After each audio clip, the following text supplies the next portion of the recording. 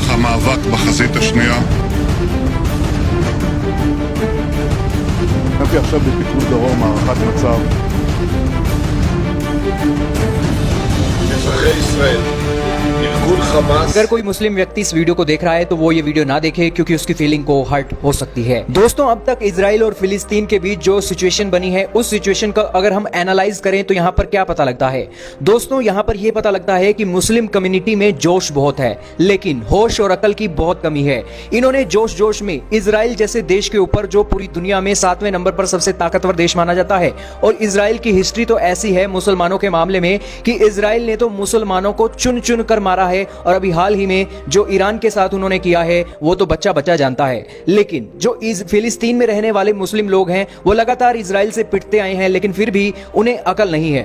दोस्तों, अकल नहीं है ये हम क्यों कह रहे हैं? वो अकल इसलिए नहीं है क्योंकि पाकिस्तान और तुर्की में बैठे जो एक मुस्लिम लोग हैं, ईरान में बैठे लोग हैं, वो फिलिस्तीनियों को भड़का देते हैं और फिलिस्तीन के लोग बलि का बकरा बन जाते हैं। अब बताइए, इनको क्या जरूरत थी 1000 से भी ज्यादा रॉकेट इजराइल जैसे देश के ऊपर दागने की? ये तो सोचते थे कि अगर इजराइल फिलिस्तीन के ऊपर हमला करेगा तो इंटरनेशनल कम्युनिटी का दबाव आएगा, इजराइल के ऊपर सैंक्शन लगेंगे। दोस्तों, इजराइल को घंटा फर्क नहीं पड़ता है कि कोई यूरोपियन यूनियन और कोई दुनिया का देश उसके ऊपर सैंक्शन लगाए। और ये बात हम नहीं बोल रहे हैं, इजराइल का डिफेंस मिनिस्टर बोल रहा है और वो कह रहा है कि हमें घंटा फर्क नहीं पड़ता है कि यूरोपियन यूनियन और United nation of security council हमारे देश के ऊपर कोई सैंक्शन लगाए और मोरल वैल्यू के ऊपर इजराइल को टोकाटाकी करे।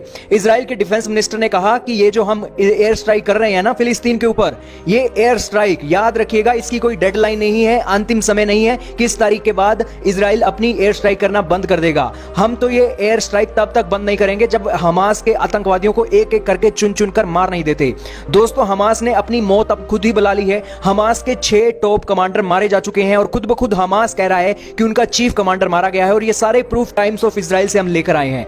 दोस्तों, ये वीडियो बहुत ही प्रूफ वाली होने वाली है और जो भी बातें हैं ये टाइम्स ऑफ इजराइल से ली गई हैं, हमारी तरफ से कोई बातें नहीं है। ये तो अब आपको सिचुएशन को पता लगा। लेकिन इजरायली डिफेंस मिनिस्टर ने कहा कि हमारी कोई लास्ट डेट नहीं है कि एयर स्ट्राइक हम कब बंद करेंगे, और इसी के चलते इजराइल के पीएम बेंजामिन नेतन्याहू ने आज कहा है कि इन हमास के आतंकवादी और इन मुस्लिम जिहादियों को हम उस आग में जलाएंगे जिस आग में उन्होंने सोचा भी नहीं होगा अपने सपने में भी कि इस आग में भी उन्हें जलना होगा। Israeli PM, Israeli defence minister और इजराइल की ऑपोजिशन पार्टी हैं, उनका भी बयान आया है कि हम इजरायली पीएम के साथ हैं। इस मुश्किल की घड़ी में, इमरजेंसी की सिचुएशन में जल्द से जल्द इन आतंकवादियों के खिलाफ कार्रवाई की जाए। और जो लीडरशिप की एक जो बातें उठ रही थी ना कि लीडरशिप नहीं है, वो अब सारी सेटलमेंट हो गई है। इजराइल की ऑपोजिशन पार्टी ने नेतन्याहू को सारा जिम्मा सौंप दिया है, स्थिति को संभाल लो।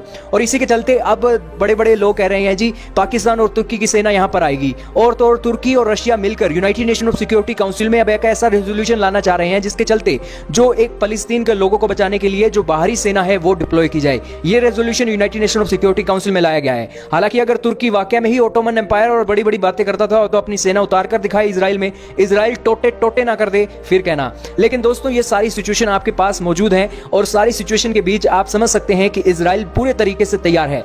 दोस्तों, हमास के 6 आतंकवादियों को मारा गया है। मजाल है अब रॉकेट छोड़ने का दम हमास के आतंकवादी दिखाएं। जरूर इजराइल में सायरन दिखाई दे रहे हैं कि इजराइल में बज रहे हैं सायरन की रॉकेट आ सकता है, लेकिन फिर भी जो इजराइल ने मुंह तोड़ जवाब दिया है, मजाल है हमास के आतंकवादी अब कोई एक रॉकेट छोड़कर दिखाएं। इजराइल ने स्थिति कुछ ही घंटों में कंट्रोल में ला दी है। एक बार उसे इजराइल ने मौका दिया कि हमास के आतंकवादी कोई गलती करें और उन्होंने वो गलती कर दी। 1000 से ज्यादा रॉकेट इजराइल के ऊपर दागकर, और इजराइल ने वो सबूत हासिल कर लिए हैं और अब सबूत मिल गए हैं तो इजराइल अब बिल्कुल दबाकर ठोकने वाला है हमास और फिलिस्तीन के आतंकवादियों को। और दोस्तों, यहां पर कोई भी दुनिया का देश इजराइल को यह करने से रोक नहीं सकता है, क्योंकि इजराइल ने कहा है कि कोई भी मोरल वैल्यू इजराइल के ऊपर लागू नहीं होती है। इजराइल अपनी सुरक्षा करनी जानता है। हम दुनिया के दूसरे देशों को नहीं कह रहे हैं कि आकर इजराइल की मदद कीजिए, हम अपनी सेफ्टी खुद करना जानते हैं और दुनिया के देशों को लेक्चर देने की जरूरत नहीं है कि इजराइल के ऊपर लेक्चर दें कि आज वो ह्यूमन राइट के वायलेशन कर रहा है।